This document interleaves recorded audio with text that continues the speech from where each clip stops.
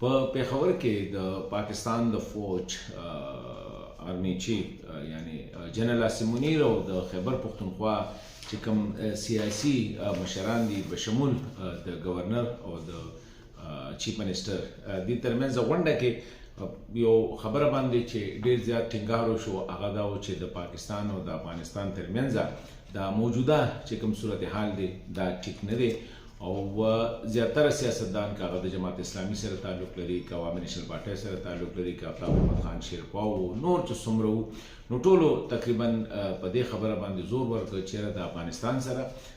تعلقات پکار دي چې ښه شي او د هغې دپاره دا ووایي چېرې د خبرو اترو او د ډیپلوماسي لاره چې کوم دی هغه اپناول هغه خپلول پکار دي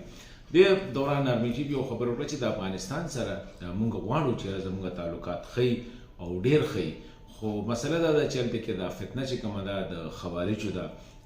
د دې د وجې نه بیا د هغوی هلته کې روزنه ده یا د هغوی هلته کې ساتل دي او بیا هغوی د باډر نه دې خوا راځي او دلته کې چې کوم دی دهشتګردي کې دا یو غټه مسله ده او تر کومه پورې چې دا نو د افغانستان سره به دا اختلافات وي خو د یو ښه خبره دا وشوه چېرې لکه په دې حوالې سره چې کومې خبرې اترې وشوې چېرې لکه واقعي افغانستان سره دا مسله چې ده دا د خبرو اترو د لارې به حل کېږي خو بل طرف ته افغان طالبان چې کوم عبوري حکومت دی هغوی هم دا پکار دي لکه دا خو اوس هر چاته پته ده دا خو پټه خبره نه ده یو طرف ته دوی وایي چې پاکستان زموږ د جهاد کور دی او موږ دلته کې واقعي چې طالبان که دوی سره پاکستان دا کومک نه کولی نو دوی خوب هم نشي لیدلی چې یاره لکه یا امریکې خلاف یا د دغه خلکو خلاف کله چې په کال 2002 په 3 کې بالکل د دوی نوم نه و دوی څنګه راجمع شو دوی بیا د دوی شاته بیا د دوی مریضان به چېرته تلل کوم هسپتالونو ته به تلل وغیره وغیره دا ټولې خبرې دي نو هغوی هم پکار دي چې په ځای د دې چې دا وخت دوی دغه ورکړي د ټي ټي پي یا دغه خلک چې کوم دي دوی له ځایونه ورکړي دوی له باقاعده دفترې ورکړي په هر ځای کې د هغوی دفترې دي